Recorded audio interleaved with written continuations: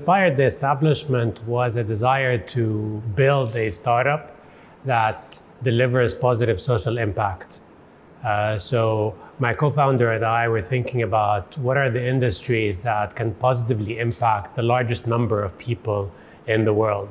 And we shared this philosophy or this principle that lack of education is the root cause of most world challenges.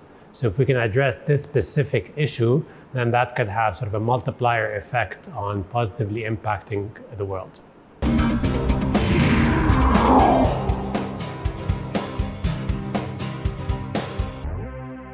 So online education, first, I would say, is going to become increasingly mainstream. So today, online education is still thought of as, I would say, optional to some extent, or some folks still question the efficacy of online versus offline. I would say in the future, online will become mainstream and will become the default. So universities may have hybrid programs, meaning some offline, some online, or fully online. But I would say 10 years from now, it's highly unlikely that there will be any university in the world that is fully offline. I think anyone who does not adopt online will cease to exist, simply. That is, I think, the first point. The second is the level of personalization in online education is only going to increase as a result of artificial intelligence. So that's going to result in extreme improvements in terms of outcomes because of the level of personalization that's going to be possible. So everyone will be able to learn at their own pace, will be able to get personalized advice, personalized support, whenever they need it, 24/7, anywhere across the world. So imagine a world where every student has an individual coach, an individual advisor, an individual professor or a teacher that knows their needs, that knows their strengths, knows their weaknesses, knows their preferences, and is able to tailor the way they teach to that exact student's needs. It's almost mind-blowing when you think about the possibilities. That's where the world is heading, where the level of personalized education, because of AI, will just make it way, way more efficient than we've ever seen in the past.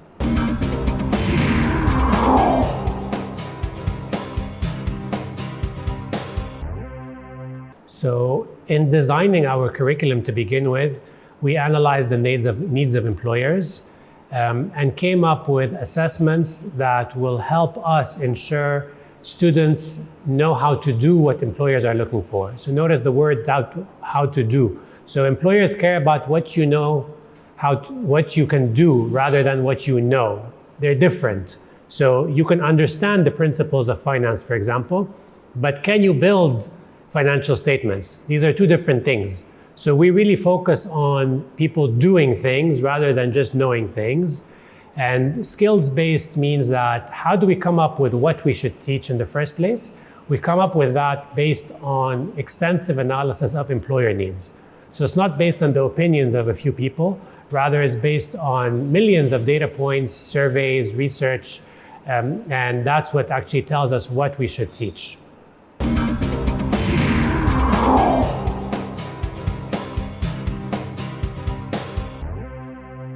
I think it delivers positive outcomes, actually, both in terms of learning and employability. In terms of learning, people learn in different paces, different times. Some people are morning people, others are evening people. Some are going to be working while they're learning, so they need that level of flexibility. So what that means is people can plan their learning schedules around their work schedules and personal life, which also means that they're not under as much pressure to learn during a very condensed number of hours the way you would, for instance, in a traditional university. So it's just made learning a lot more accessible to people across the world. But equally, it drives employment outcomes because you still have deadlines that mimic the deadlines you would have in your career. So it's very similar to the experience you would have in a job.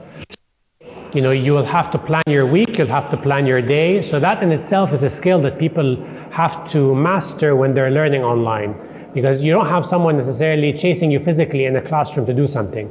So just like at work you don't want your boss chasing you physically around the office to do something. So you're going to be given, for instance, monthly targets, weekly objectives, or weekly tasks, and you need to plan, am I going to do them at 12 o'clock versus 1 o'clock versus 5 o'clock? So it's very similarly, how you plan your schedule within Nexford.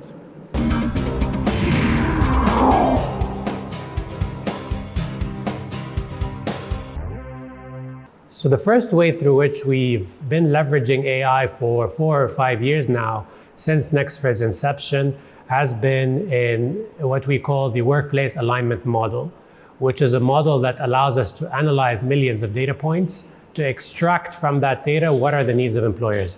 So if you imagine, millions of jobs are being published online every day, right? That's a great source of information of what employers are looking for. Imagine if you or I could read 10 million job vacancies every day from all across the world and understand what are the skills needed for these jobs and then go and teach those skills. So that's the first way through which we use AI to analyze loads and loads of data and then based on that data design a curriculum that's aligned to the employer needs. The second big area is one that's under development now, which is in the form of AI-based advisors and tutors and teaching assistants. So that's something that we're launching this year where every student at Nexford is going to have access to an AI assistant or AI teaching assistant. So you'll be able to ask that AI TA 24/7 any questions you have and get personalized support at any time that you want in order to help you perform better within the program.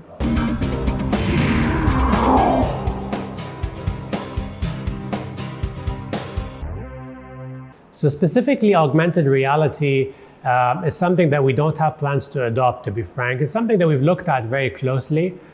Personally, I put augmented reality under the umbrella of bells and whistles, meaning there's a lot of hype around such technologies, but there's very little research to show that they actually improve outcomes.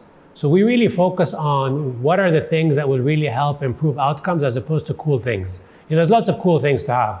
But if you think about something like augmented reality or virtual reality, you need to be thinking about how are people going to use this effectively.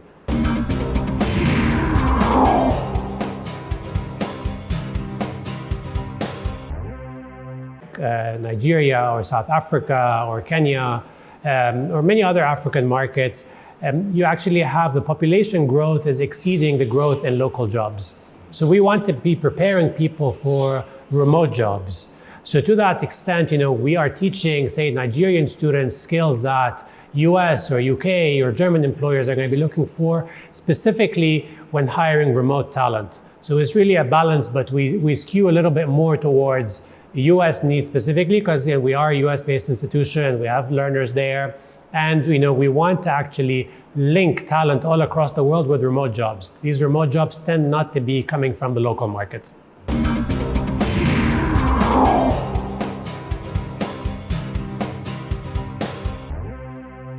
So we partner with a lot of organizations and individuals to launch scholarships in markets, and that allows us to offer more affordable education. So we've had a number of those here in Nigeria. We've had some with the likes of Sterling Bank, we've had with Dangote, we've had with Dr. Obi Ezekwesili. So we have a number of different scholarship programs for those who may not be able to afford the full tuition. In addition to that, when you look at the actual structure of our tuition, it's payable on a monthly basis, and we allow people to graduate as fast as they want. So the faster they graduate, the more money they save. So for the first time, really, there's a degree program out there for people, and they can budget for it. So I only have this amount of money, and therefore I must graduate in 10 months. And we allow you to do that. Very few universities will allow you to control your budget. Normally, it's a fixed price program, and you have to pay it. For us, we actually reward you if you graduate faster, even though we make less money.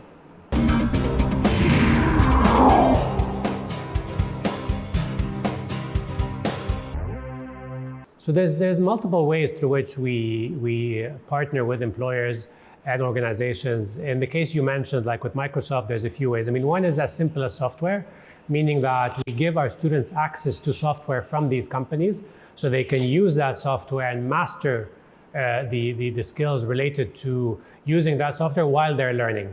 And that then helps with employability because when they graduate, that's the same software that they're going to be using in future jobs. So we give them free access to many, many software tools while they're enrolled in Nexford, including, for instance, all of the Microsoft 365 tools. That's one simple way.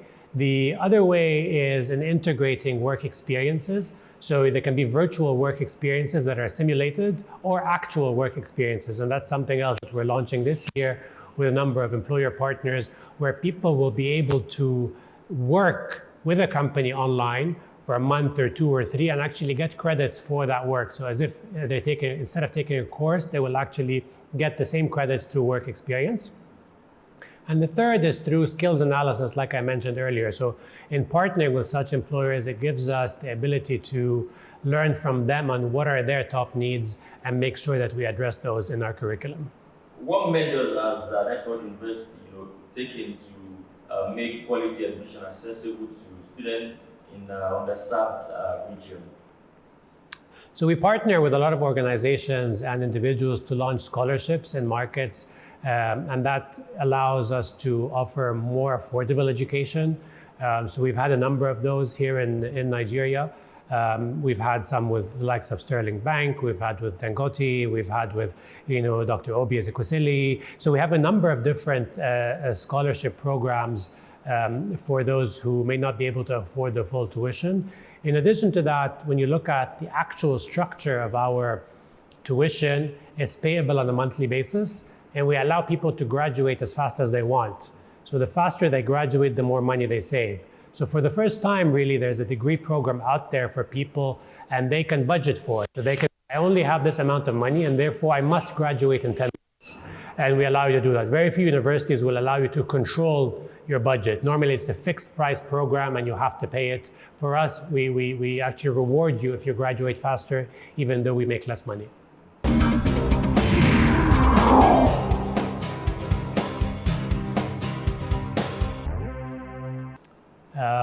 There is one I'm particularly excited about.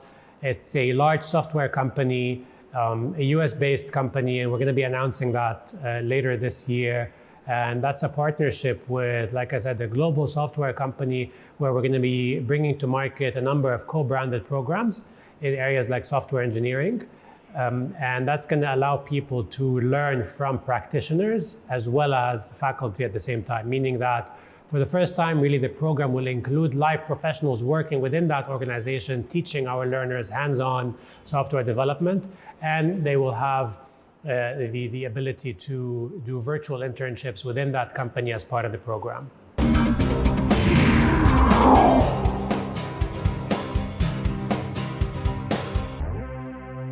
I think we're lucky to be operating at a time when technology is advancing at such a rapid pace.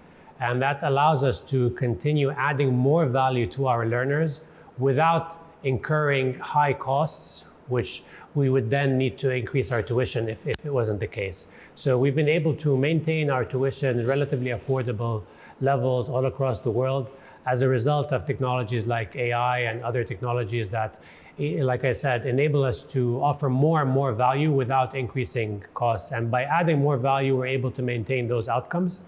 At the same time, we're a learning organization ourselves. So, we're learning every month, maybe even every day, what we're doing well, what we're not doing well.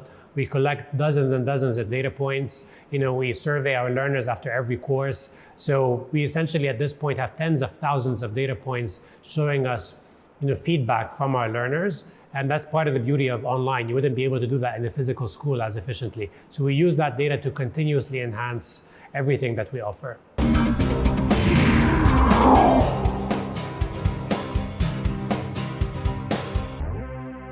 There are many success stories. Some of the ones that are sort of particularly heartwarming are in areas that have been war-torn, for example, or areas that have no infrastructure or very poor infrastructure, or areas that really don't offer lots of education options for people. Like I remember reading a story about a girl in Libya. That was, the war was raging in that country. There were no employment opportunities or education options, but she wanted to get an education, wanted to find a job, and she was actually suicidal at one point until she found Nexford, enrolled in the program, and that really changed her life. So it opened up her eyes to the world of remote jobs. It increased her confidence, it increased her ability to communicate effectively, and she was just unaware of this entire world. It's literally a world of online job opportunities that she just didn't have the skills to pursue. And now we continue to follow her, and she's thriving. She actually ended up moving, I believe, to Italy, a couple of years later, and her entire life has changed. But we see these sorts of stories, quite regularly. In Nigeria, we have, many similar stories. Tomorrow we'll be celebrating many of them at our graduation event here. There was a story actually about a data analyst here in Nigeria who was working at a local company, and then that company shut down. And then he ended up getting a job in Microsoft Canada and became a BI analyst there, making so much more money. And all his life he was thinking sort of jakpa, I want to leave Nigeria, and that was his dream, right? And then he realized that, again, there's not necessarily a need to leave the country. You can stay here and contribute to your society and be with your family, but still earn the income that you need to support your family.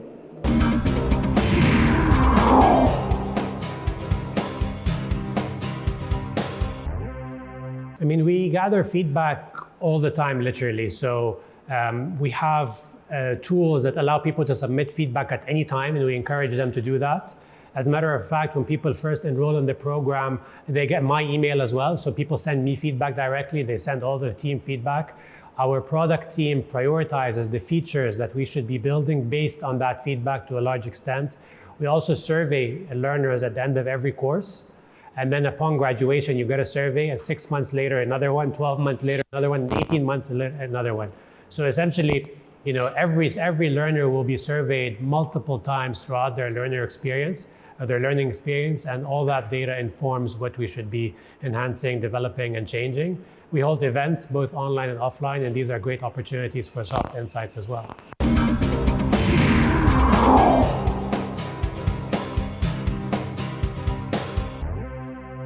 So that allowed us to build, I think, a very significant technology infrastructure, which we use, and we've raised actually multiple rounds after that as well, just as recent as last year.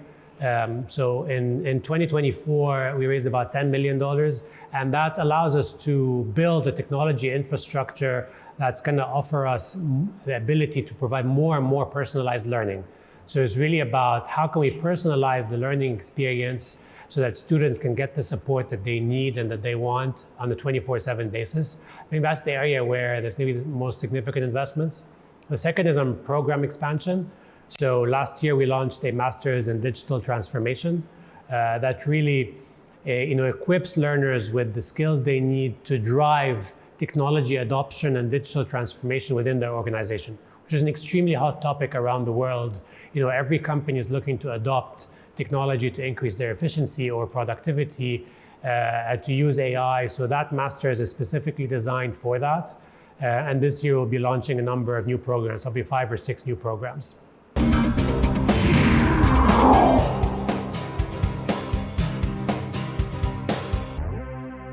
So the initiative you referred to is an old one actually at this point. That launched maybe, I think about 3 years ago perhaps. But the idea behind it was to couple entrepreneurship, training, and education with startup funding. Because if you think about someone, say, enrolling, if you think about someone enrolling, say, like in an MBA program, for example, maybe they're looking for employment. If you think about someone enrolling in an entrepreneurship program, maybe they're looking to build their business or to grow their business. So often these folks need a level of startup funding. So this year, actually, one of our major partners is a group called Constructor. And Constructor includes a venture capital organization called Constructor Capital. And we're going to be launching an updated version of the program you referred to in partnership with them and with Constructor University, where entrepreneurship students are going to be able to access incubators and accelerators, meaning that you start learning with Nexford, and then halfway through the program, you qualify for an accelerator, and eventually you'll be able to go and pitch to actually get direct access to funding to build your startup. So it's really about linking the objective that learners have with the industry. If it's a job, then we want to prepare you for that job. If it's to get funding, we want to link you to venture capital organizations and accelerators around the world.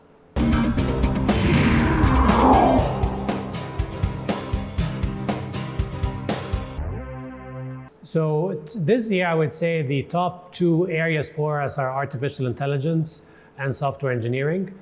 So we intend to launch a number of new programs, both degree and non-degree programs, in areas like AI for marketing, AI for sales, AI for operations.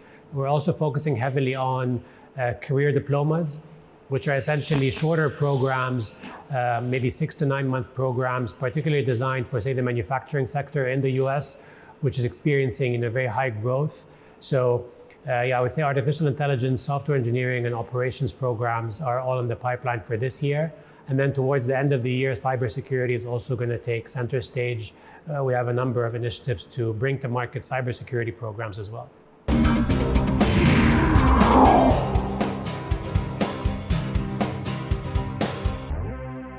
So I think online education is going to become more and more mainstream over the coming years. People aren't going to really distinguish so much between online and offline the way they do today. There's going to be a convergence between the two. But I think the most important trend we're going to see is a convergence between online education and workplace learning. So, people are going to integrate work with learning a lot more. There's going to be less of a separation between education and learning. So people will be able to gain, say, for instance, online work experience, virtual jobs while they're learning, and have that count towards their degrees.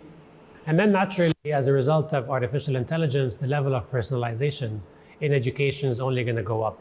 So everyone in the world essentially is going to at some point have access to almost like an individual teaching assistant or advisor that knows all of your needs, knows how you learn best, knows where you perform well, where you don't, and will be able to support you.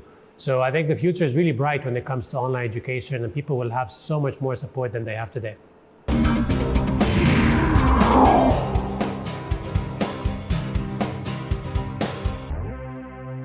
It's a good question. I would say the top two that come to mind are transparency. And then the second is purpose. So to me, I believe in building organizations that sort of really encourage transparency of information across the company, across the organization. So everyone is looking at the same data, everyone has access to the same information, and therefore everyone's working towards common goals. And the second, that comes to mind, like I said, is purpose. If you're in the education sector, then there's almost no point in being in this sector if it's not about purpose. There are much easier businesses to build, but we try to really align one specific purpose. How are we going to enable social or economic mobility across the world? And that is really the single purpose that unites everyone across Nexford and that transcends culture within the company. Everyone's working towards one single purpose.